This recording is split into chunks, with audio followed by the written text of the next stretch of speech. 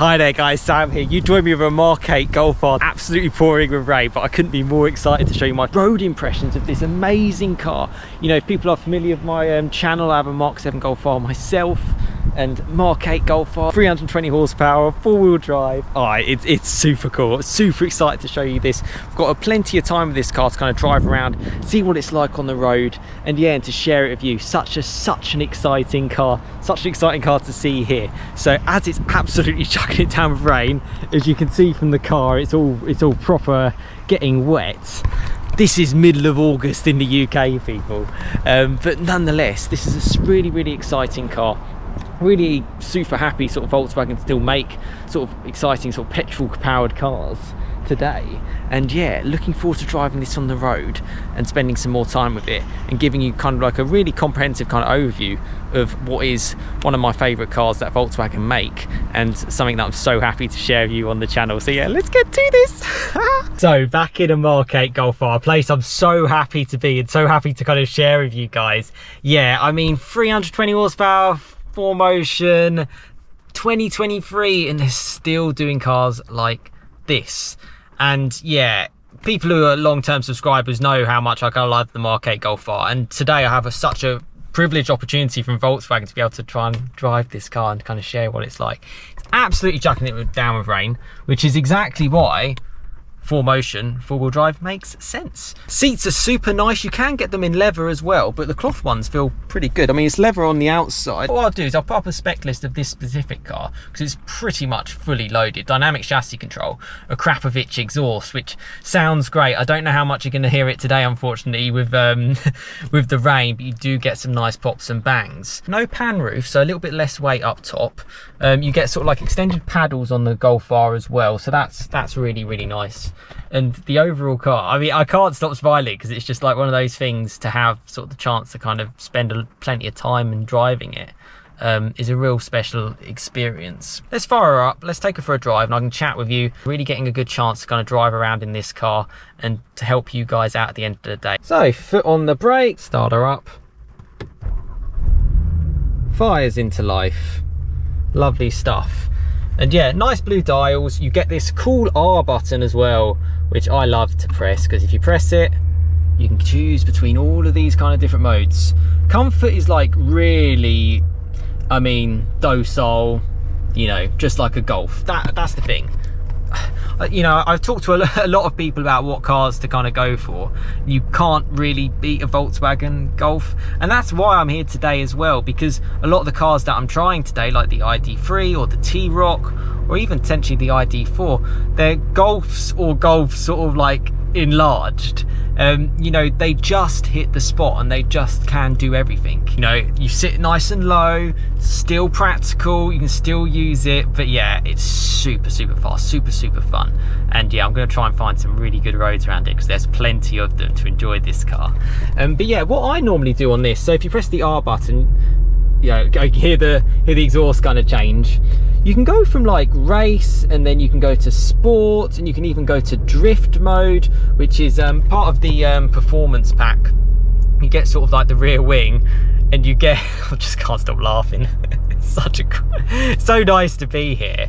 And yeah, and you get just that little bit extra for your Golf R. Would I be saying to you right now, go for the, you know, go for the performance pack, go for the 20 years? I probably would, if you want to get that last little, you know, 5 or 10% out of the car, because you get some cool things as well when you like, if you're like, you're getting up to speed in the car, and it will hit the rev limiter, things like that. You're just more in control. It won't automatically change, which is nice. The DCC works really well because in the UK it's quite bumpy, so you know, this is the kind of car that you'd need. You also have like individual modes, which Volkswagen are really good at, so you can really just sort of work your own sort of specific, whatever you want. I mean, to be honest with you, you've got it all here anyway. Comfort, sport, race, drift, special. I like special. It changes the sound, changes the dash. You can see how the dash changes as I go through each of the modes, just between sport, between comfort, race, and special. and you get a little Nürburgring side, which is great. All your usual assist as well, so you've got reversing camera, heated steering wheel, lane keeping assist. I actually believe on Golf Rs you can actually get cooled seats as well, so that's pretty special. Sat nav works nice and easy. Probably best setting up before you go on your journey. You know, there has been talk about the infotainment and bits like that, but this is a Golf R, it's about the drive. So let's see what the drive is like in this car. First bit of a tunnel for the Akrapovic exhaust. A little few burbles. So proper wet, but we're in a four-wheel drive Golf R, so let's go.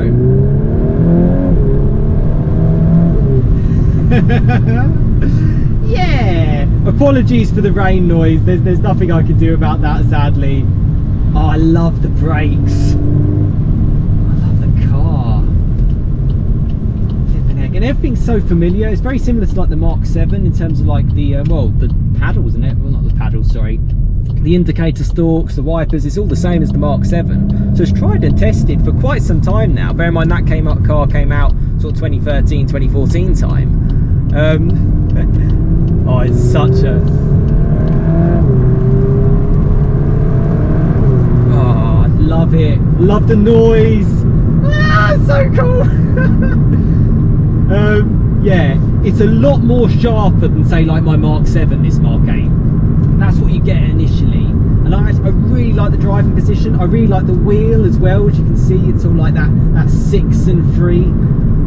Well, 9 o'clock and 3 o'clock, I should say. So I've had a bit more fun in this car, and I'm actually really surprised how compliant it is, even in its firmest mode. I think that's a big surprise. But yeah, some pretty big bumps here, and it just takes it really, really well. The gearbox is really good. The 7-speed, I just love it. I think it works very well for road use. If you've got it in like Nürburgring mode or race mode, you know, it can be quite sharp, but it's quite kind of, I suppose engaging and direct is probably the better words to use it. But if you kind of want to be docile, you want to have a softer throttle, not so like you tap it and it's instant, go for the ecos, go for the comfort, go for that kind of normal setting for day to day. And then the noise decreases as well. You know, you don't get as many, the valves don't open for the Akrapovic exhaust. You can sort of use this as a sleeper car. It looks so good in Lapis Blue, even in the rain. And I like how it works with sort of like the blue line at the front. I think that works really well. It contrasts well with the blue seats. It's probably the color I would get to. I do like it in white as well, but I think that's probably where I would go. I think if I'm looking at sort of like what I would want in a Mark 8 Golf R for the road, would I be happy with say like a completely base spec car? Say something like, yeah, just like one with the 18-inch wheels, no options, no dynamic chassis control, no nothing. I would be quite happy with that. To you know, there is obviously cost savings about it, and positives are the Mark 8 Golf R has been out since 2021 now. I'm filming this August 2023, so you could get a 2-year-old car potentially at a better price. Saying that, the performance pack with the wing just completely changes the car, but not only just from the looks, because it just makes it that just a little bit more aggressive, but also from just like a bit more of the engagement, just some of the modes as well. I think if you're going to get the performance back, combine it with the dynamic chassis control, makes sense. You get the Nürburgring mode to actually utilize the full function of it, adaptive with the suspension. This is where this car's been tested at the end of the day, over and over again, so you're going to kind of probably want that mode. And yeah, it's just a super special place to be, and it's just a Golf. But yeah, I'm going to drive this some more, and let's catch back in a second. Just pop the car into manual mode, so you get a bit more engagement, to say the least. One thing I would recommend for me personally is to turn off lane keeping assist if you're in Nürburgring mode. Very sort of simple to do. It's yeah, you just press the button on the left hand side and press OK. Yeah, so not exactly the end of the world to do that. Now obviously the public road on a wet day isn't really the best place to be sort of like pushing this car.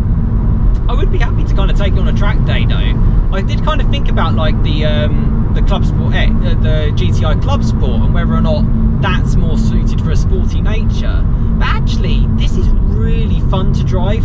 Like with the low profile tyres and just the extra speed and grip, particularly in the wet, it's so much fun. Whereas ultimately in a front wheel drive car, you are just going to be kind of spinning and spinning and spinning. And who likes that? You know, it's just it's not so great. You have to be a little bit more sort of on the ball, I guess, with that kind of car.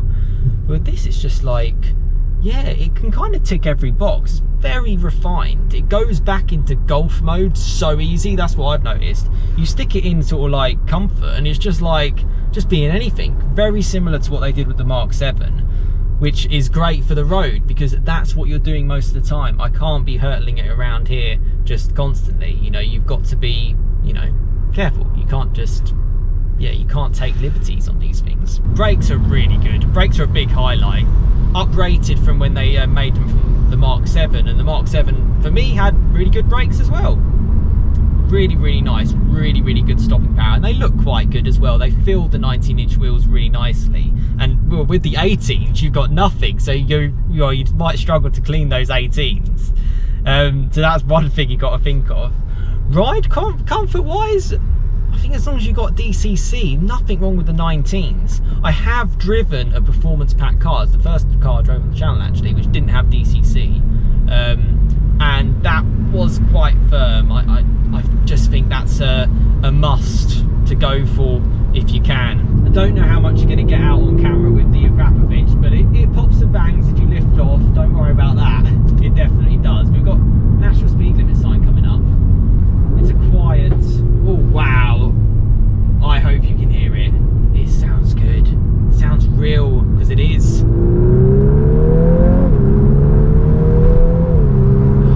The paddles are really responsive, really responsive. You know, I'm not necessarily missing not having a manual gearbox, you know, which is, you know, it's something you can get in the US if you get these Mark 8 Golf R. We don't get them in the UK or in Europe. Yeah, it doesn't feel to me like I'm pulling for a paddle and it's not doing it.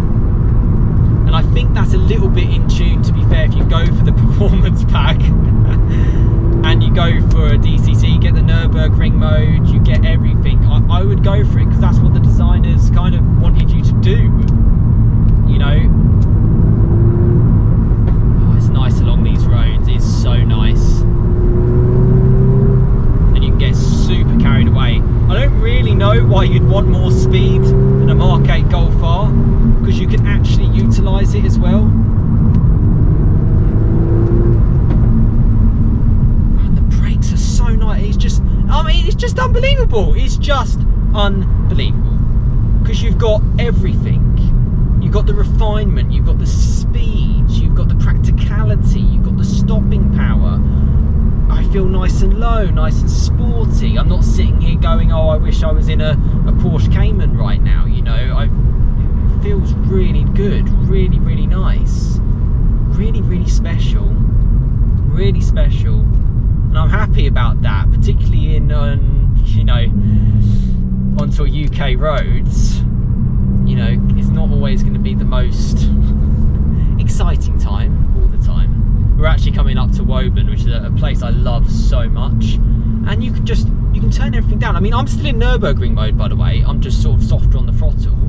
I'm in manual mode, so I can just set things as I want, and it's super refined. It's a lovely car, and it's so fast. Yeah, I mean, my face will tell it all for you. It's a really, really special place. Really special place, just as a one car. And you know, would I have one? Yeah, I'd have one. This is a familiar place for me, if you might recognise it from my Mark 7, yeah, my Mark 7 videos as well. This is like exactly what I would want in a car. Sporty looks pretty special. The wing is proper flared, fun to drive, but just refined. You know, I'm 33 years of age now, and I don't need that super hardcore car. That's why I sold my Focus RS, to be honest. And yeah, I mean, look at it. It works. You know, this is just a nice car. You know, you wouldn't think of it of anything else. It looks special. The Akrapovic exhaust sounds so good. There's the pipes. That's what you get. You get the Akrapovic shown there, with the nice little circle, well, I say circles, what are they, sort of like grooves, I guess. Diffuser, really pronounced, really nice. I love the paint. Paint looks gorgeous. Lights look gorgeous as well. Wing looks special. Practical as well. You've got the nice VW, new sort of R badge as well shown there. Plenty practical. I've got my umbrella because I need it. You do lose a little bit of boot space. Oh, not that much. No spare wheel. Oh wow, it's got that new car fresh smell. I do love the seats, the back of them in blue. They do look nice. Really, really nice. And that's one thing as well. It's like a passenger. Still kind of works. I mean, that seat's quite far forward. Well, I think that's the max back. You get the nice, I wouldn't really be like pushing too much to go for the leather. Maybe potentially save some money on that, because I drove yeah, a different 20 years with Volkswagen earlier this year, and the leather was really nice. But yeah, I haven't got any complaints with this. I'm happy the rain's kind of settled down a little bit more, but I mean, look at that. I mean, what an amazing car to do everything. One car garage. You don't need that sports car. You don't need that sort of daily practical car. Just get a Golf R. Just literally, it's just staggering. I bet this car, for me, is probably most fun in the wet, so I'm quite grateful that it is raining in some ways. If it was bone dry, you'd probably want, well, yeah, you'd probably put some like Cup 2s on it and it'd absolutely fly. 23 plate, this one. Brilliant. It's just brilliant. Yeah, unfortunately I've got more time to kind of drive this car and just to spend with it and kind of relax a little bit more into the car. You know, sometimes it can be a little bit rushed sometimes, but this just feels like the right kind of approach to kind of see what the car's like. And it always, yeah, comment below around this. You know, well, my subscribers know what this is all about.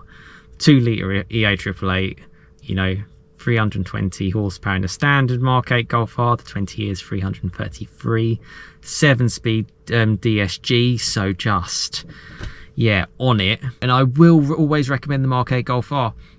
Would I say wait for the 8.5 facelift? Maybe there will be one, maybe there won't, who knows.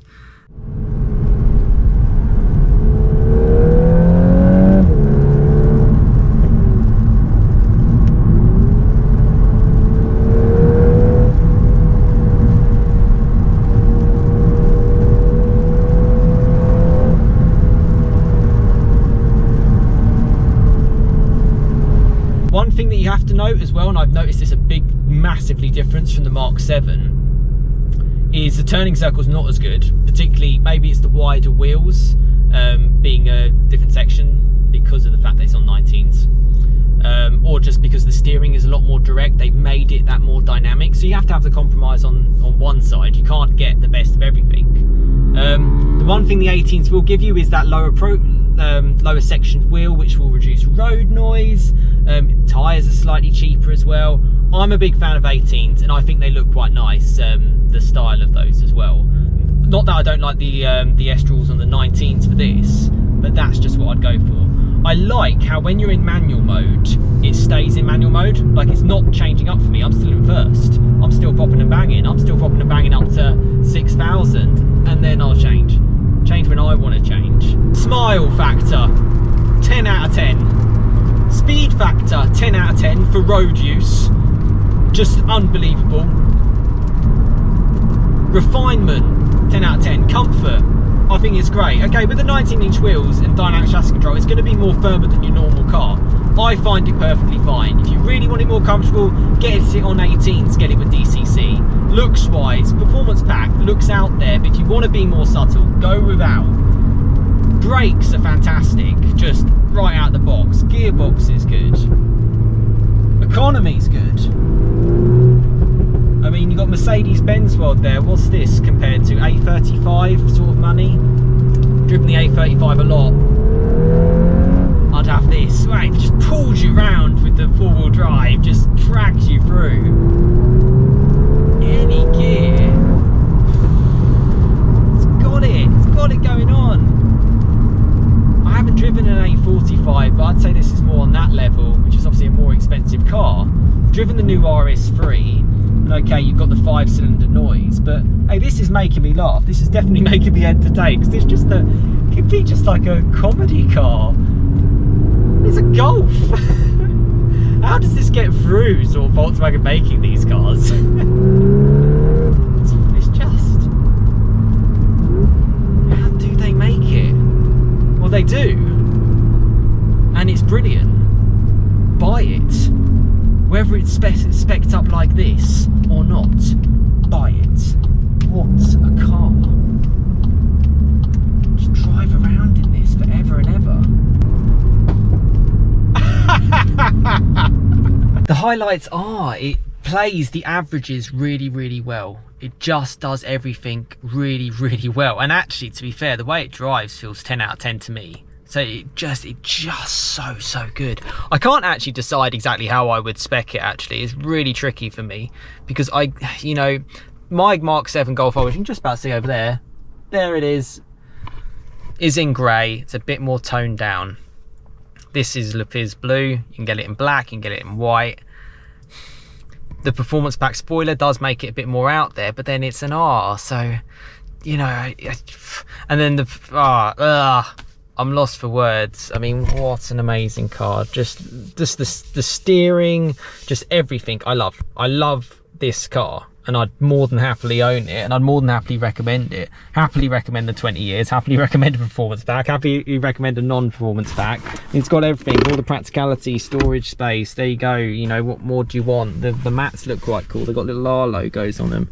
The seats feel really, really nice. You know, leather on the outside, but Alcantara on the inside. Spacious, you know, you don't necessarily need the pan roof, as I've mentioned before. New R badge. You know, works, just works. Perhaps I need to yeah, really need to think whether or not this is the car for me to go for, but I love it so much. I think the thing to probably mention is the only thing that stops me, but it's Volkswagen's fault anyway. I'm not saying this because I'm parked outside their HQ. The Mark 7 Golf R took them to kind of like a completely different level, and that car is so good. It's very hard for me to justify kind of like the uplift. That's probably the one thing, but the car is very good, and it certainly offers a lot more dynamically than a normal, say, than the Mark 7. They've certainly upped that side of things, brought in more sort of like the club sport sort of edge, the sort of the GTI sort of sporty edge, but in sort of an R package. Whereas I always just thought that the Mark 7 Golf R was that kind of like, yeah, it's really capable, but you didn't really know about it. So maybe that works better. Whereas the Mark 8, they've sort of said, okay, you're going to know about it with the wing, you're going to know about it with the noise. Your Krapovich is good. I mean, 3.5 grand, but by flipping heck, it makes such a good sound. And it makes a good sound at like slow speeds when you're sort of like boring slow traffic. That's why it was making me laugh. But when you're actually on it, it's just the car. It's all about the performance and the drive. Yeah, I mean, what a special car. I could talk about this car forever and ever and ever. It's one of those, just constantly sort of like, yeah, have some fun in it.